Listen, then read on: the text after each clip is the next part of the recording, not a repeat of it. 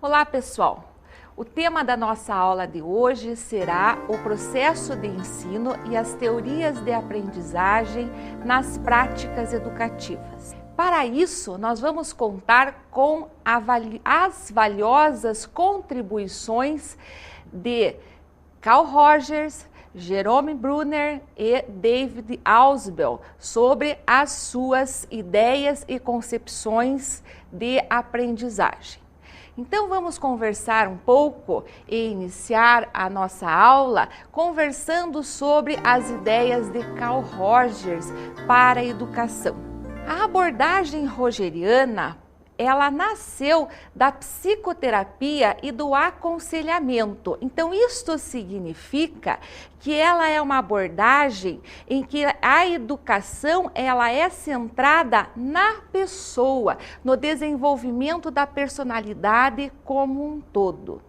Isto significa que na abordagem rogeriana, na abordagem de Carl Rogers, há uma ênfase nos aspectos afetivos do aluno em detrimento aos aspectos cognitivos.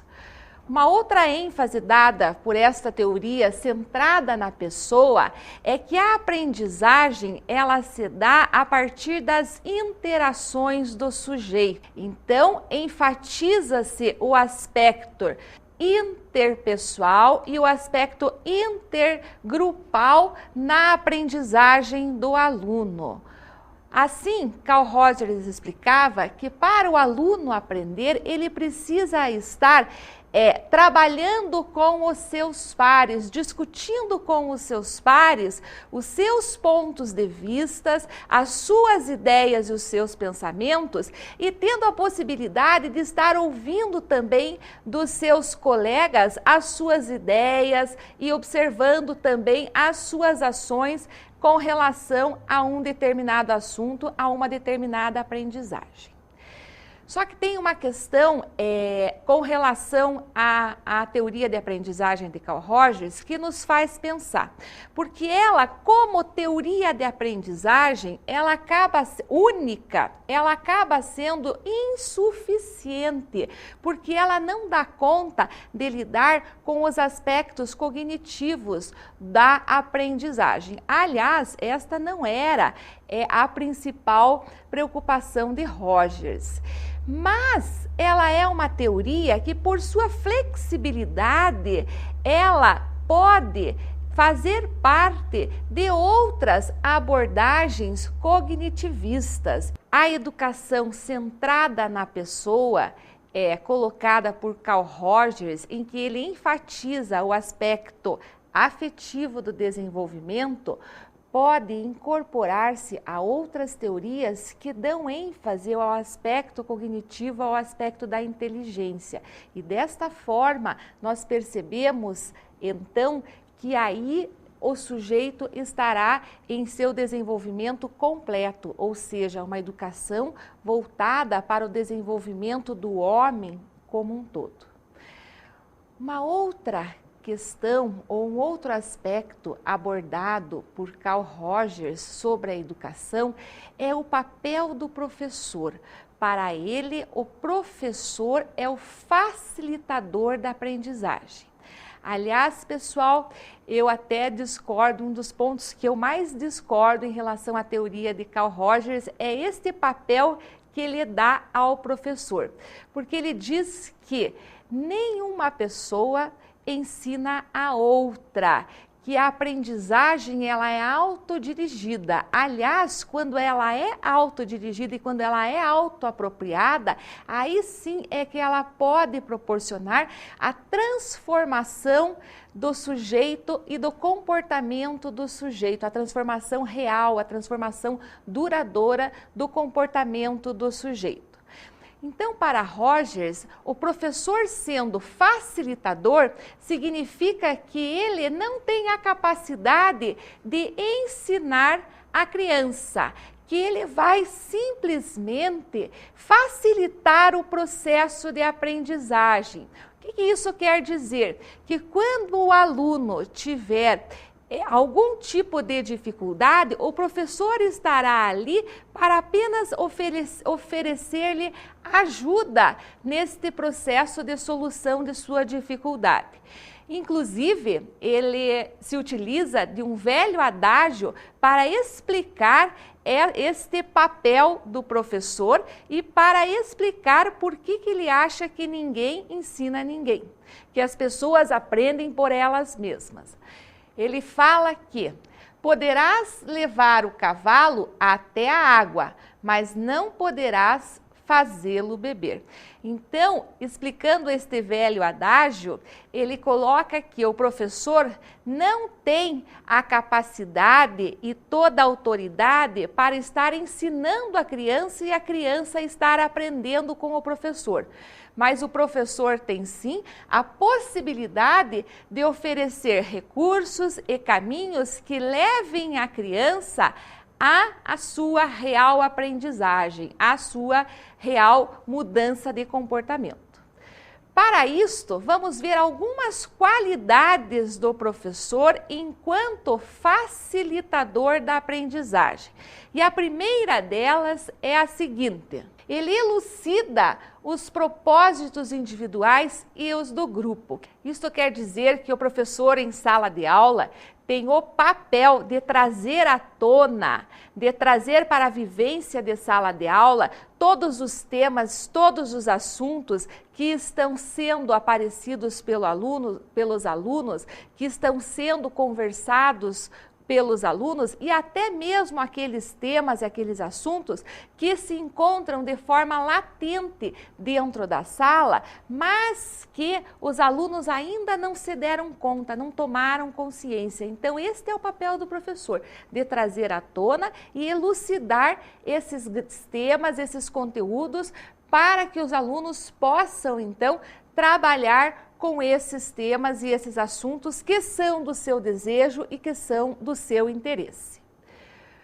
A segunda qualidade apontada por Rogers em relação ao papel do professor é: empenha-se em organizar e disponibilizar os recursos necessários para a aprendizagem. Então, ele, como professor facilitador, ele vai simplesmente organizar todos os recursos que se dispõe para que possa ocorrer aprendizagens dentro da sala. Então, esses recursos podem ser recursos materiais para serem trazidos para dentro da sala, a própria organização do ambiente na sala, podem ser recursos extraescolar, em que eles vão fazer uma visita, um passeio a um museu, e inclusive o próprio professor se coloca como um recurso para a aprendizagem dos alunos. E esta é uma questão que nós precisamos repensar um pouco, porque na medida em que ele se coloca apenas como um recurso para a aprendizagem do aluno, ele se coloca na mesma posição também de aprendizagem dos alunos. E nós entendemos que isto não é verdadeiro. O professor está lá, ele tem uma função a desempenhar, que é a de ensinar também as crianças. Lógico que buscar meios e buscar recursos para levar a criança a aprender fazem parte da sua organização pedagógica, da sua organização de trabalho. Todavia, não apenas ser apenas um recurso pedagógico para a aprendizagem. E, por último, a qualidade do professor enquanto facilitador é a de: considera-se como um recurso a ser utilizado pelos alunos para a aprendizagem e considera-se como membro do grupo de alunos, expondo suas opiniões. Então, é exatamente em relação a isso que eu estava colocando para vocês, que o professor, ele considera-se como membro do grupo de alunos, só que ele não faz parte deste grupo. Na verdade, o professor, ele tem um papel dentro da sala muito diferente dos alunos. Ele está ali enquanto uma pessoa que tem um conhecimento maior, um conhecimento mais aprofundado em relação aos seus alunos.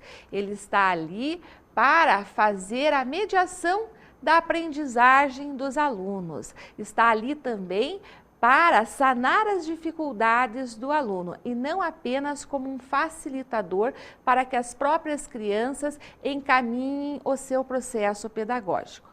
Lógico que quando se trata de educação de adultos, de jovens em universidade, esse grau de independência dentro da sala, ele acontece de uma forma muito mais espontânea.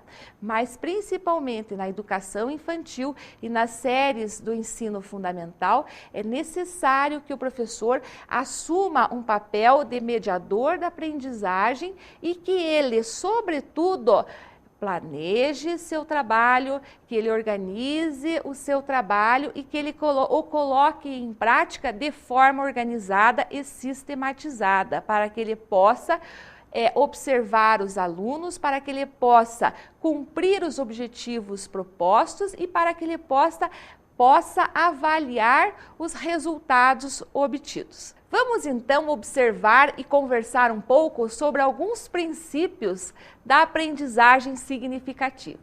Todos os seres têm potencial para aprender. Carl Rogers colocava que todos os seres têm, de forma inata, um potencial para a aprendizagem, incluindo-se os seres humanos. Isso para nós é muito importante, principalmente dentro de um contexto de educação inclusiva, porque há a valorização de todas as pessoas, indiferentemente delas terem algumas dificuldades numa área e outras não terem.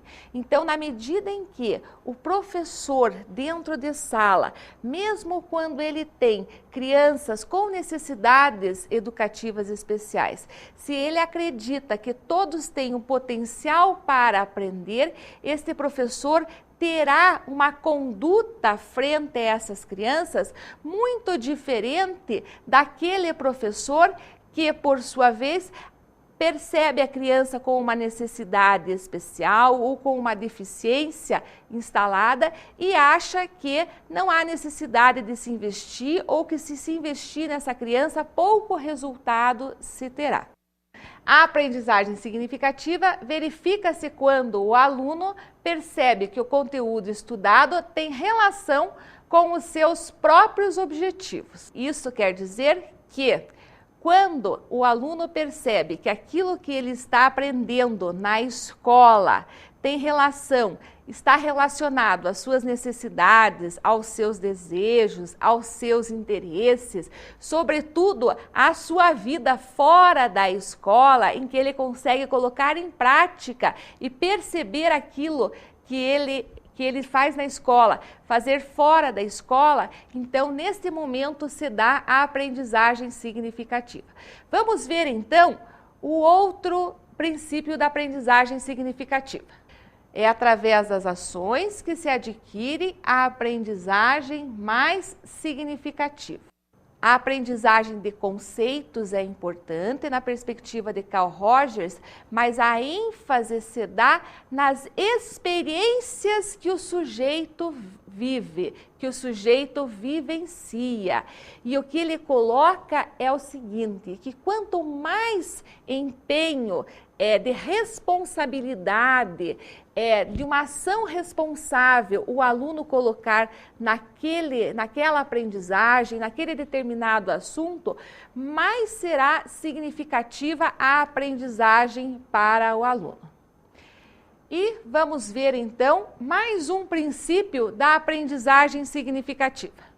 A aprendizagem que envolve toda a pessoa do aluno, tanto seus sentimentos quanto a sua inteligência, é a mais duradoura e impregnante.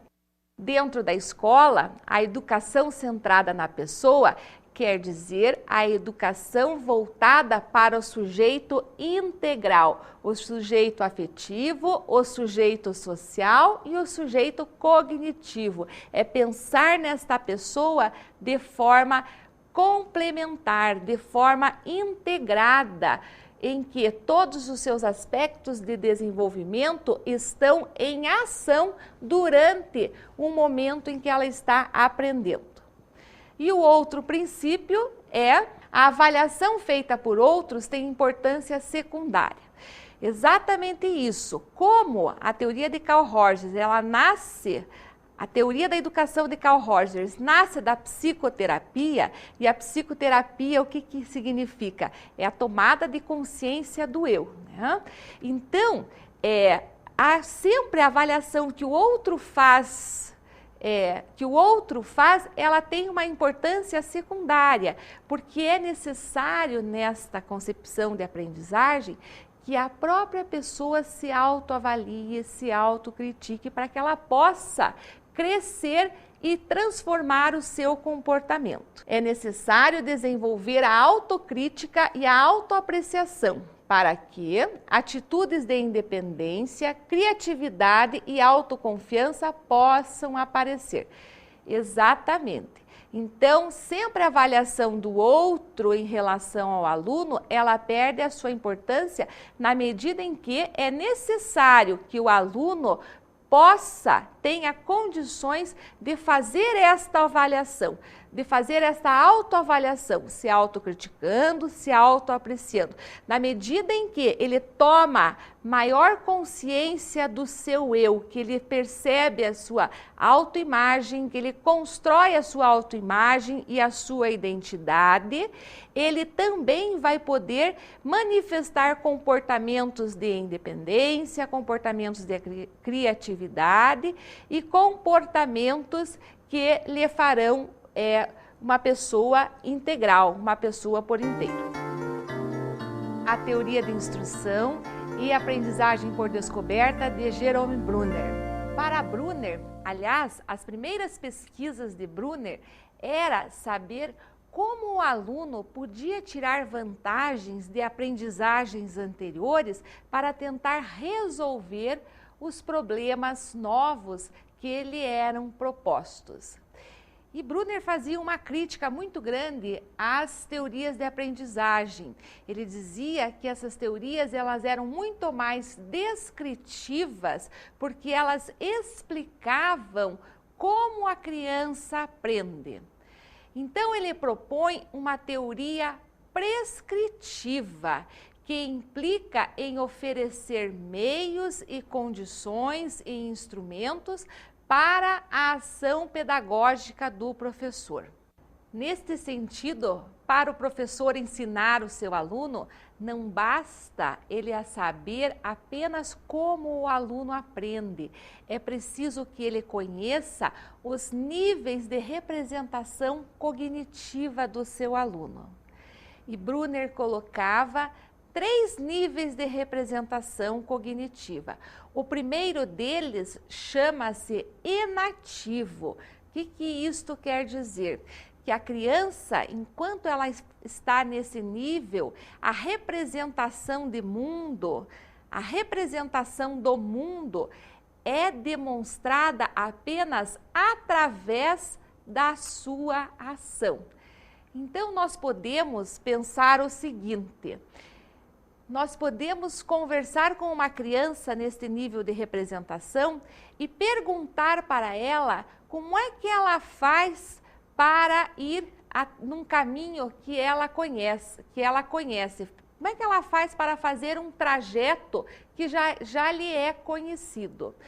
Esta criança, nesse nível de desenvolvimento, ela não vai conseguir explicar verbalmente, mas ela é capaz sim de fazê-lo através da sua ação, este caminho.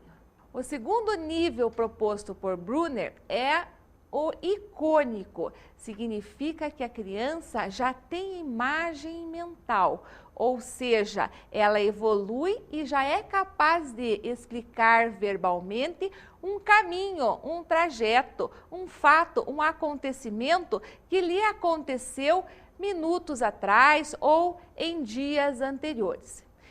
E o último nível apresentado por ele é o nível simbólico, que significa que a criança já é capaz de representar o mundo, não mais só através das ações, não só mais através das imagens mentais, mas também através de signos e símbolos.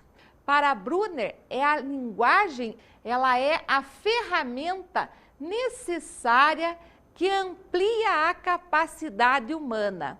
Então, a linguagem, na teoria de aprendizagem de Brunner, ela tem um papel relevante, porque é através deste recurso que o indivíduo, que o aluno avança de um nível de representação de mundo para um nível de representação mais complexo, mais estruturado. Os tópicos da teoria de Brunner são 3 que fundamentam a sua teoria de instrução e a sua aprendizagem por descoberta. O primeiro é a estrutura das matérias de ensino e sua sequenciação. Então, Brunner coloca o seguinte, que não adianta nós estarmos ensinando conteúdos para as crianças de forma estanque para elas memorizarem e repetirem. É preciso que o professor conheça os princípios comuns e gerais das matérias ou da matéria, para que daí ele possa oferecer para a criança um ensino mais estruturado e um ensino mais completo para o seu aluno. Mas para isso também é necessário que o professor conheça a fundo os conteúdos que ele vai trabalhar com os seus alunos. Inclusive, Brunner coloca que a ajuda de especialistas de cada área é extremamente relevante para que haja uma organização de princípios gerais das disciplinas trabalhadas. O outro tópico é a motivação intrínseca, ou seja, o indivíduo tem que aprender pelo desejo de aprender, pelo gosto de aprender, pela necessidade de aprender algo e não para satisfazer o outro ou para satisfazer o meio. E o terceiro tópico apontado por Brunner é o de reforço. Este reforço é o feedback do professor para que o aluno gradativamente participe cada vez mais do processo de construção da aprendizagem de uma forma intrínseca e não de uma forma extrínseca. Isto quer dizer que ele vai em busca do aprender por uma necessidade e por um interesse pessoal e não em função da vontade e do desejo do professor ou dos seus colegas. Com relação à aprendizagem por descoberta, Brunner nos coloca que a apresentação do conteúdo ou do assunto em forma de problema ou questão a ser resolvida. Ou seja, a aprendizagem por descoberta, o professor vai colocar o tema a ser trabalhado na sua forma inacabada, na forma de desafio para a criança resolver uma determinada questão ou resolver uma situação-problema, e não na sua forma final, ou seja, ele não vai explicar todos os passos daquele conhecimento. A criança, na resolução de tais problemas, ela vai descobrindo os reais conhecimentos daquele tema, os aspectos relevantes daquele tema. Com relação à aprendizagem por descoberta, ainda o professor precisa conhecer os conteúdos a serem desenvolvidos. Quando o professor usa esta estratégia dentro de sala, ele precisa conhecer muito bem aquilo que ele vai trabalhar com as crianças, porque na medida em que ele tem um conhecimento abrangente daquilo, ele pode oferecer perguntas interessantes, oferecer questões para as crianças resolverem de forma muito mais criativa e interessante. E a gente observa muito isso em sala de aula, quando o professor tem um conhecimento muito restrito daquilo que ele vai trabalhar com os alunos. Ele simplesmente coloca o conteúdo na sua forma final e exige dos alunos uma aprendizagem somente daqueles itens colocados por ele. Então a aprendizagem ali fica muito pobre, ela não desenvolve a criatividade e acaba que o professor não consegue ver outras possibilidades daquele assunto gerarem outros assuntos para a criança estar aprendendo. Vamos ver mais uma questão em relação à aprendizagem por descoberta, que é importante que o professor perceba quando a resolução de um problema é demorada e pode colocar em risco a aprendizagem. Então essa é uma outra questão muito importante, que o professor ele tem que estar atento na resolução dos problemas pelas crianças. E quando ele perceber que as crianças estão levando muito tempo para chegar a um resultado final, ele pode se pensar e reavaliar se aquele problema oferecido para as crianças não está muito difícil para as suas capacidades de desenvolvimento e de aprendizagem naquele momento. E aí ele precisa interagir com as crianças, porque elas acabam perdendo um pouco do seu interesse, perdendo um pouco da sua energia para a resolução daquela descoberta, daquela situação. Uma outra questão em relação ao papel do professor é que ele tenha paciência para esperar que os próprios alunos cheguem a um resultado. Então, esta é uma outra característica do professor quando ele trabalha com a aprendizagem por descoberta.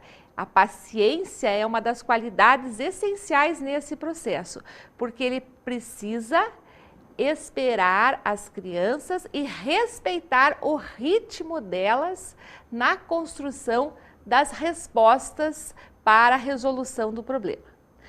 Um outro papel do professor é de garantir um bom nível de entusiasmo em sala.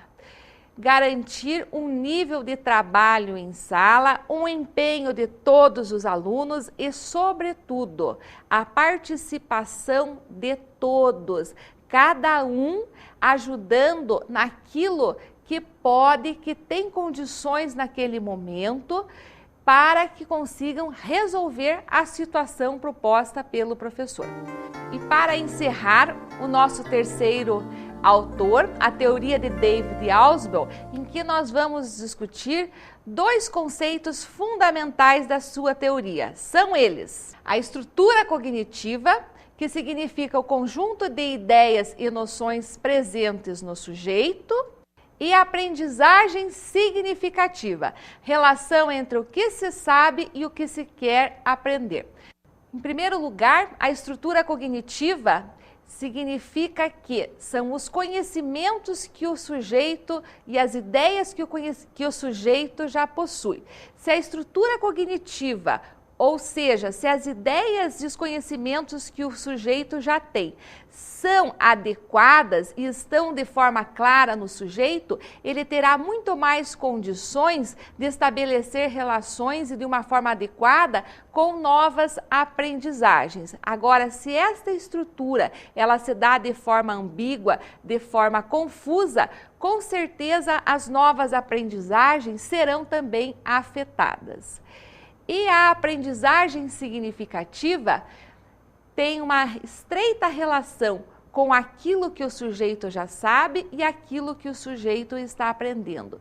Então, uma dica para o professor: aquilo que o nosso aluno já conhece antes de entrar na escola, o que ele vivencia fora da escola, não deve ser apenas o ponto de partida para novas aprendizagens, mas deve ser sim uma referência constante em sala de aula para que nós possamos ensinar o aluno e para que ele possa aprender de forma adequada.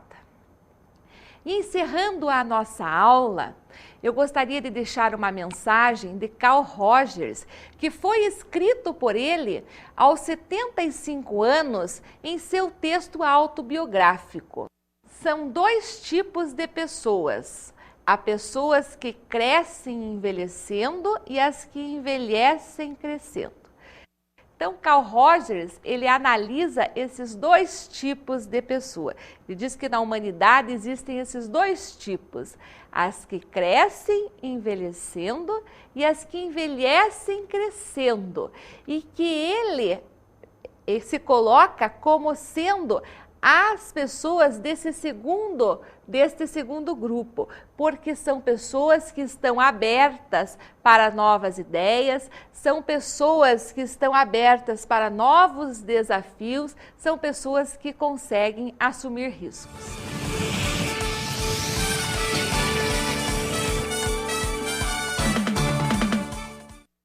Então, como dicas de estudo, eu proponho que vocês entrem no site de Rubem Alves e leiam os 6 artigos dele sobre a Escola da Ponte.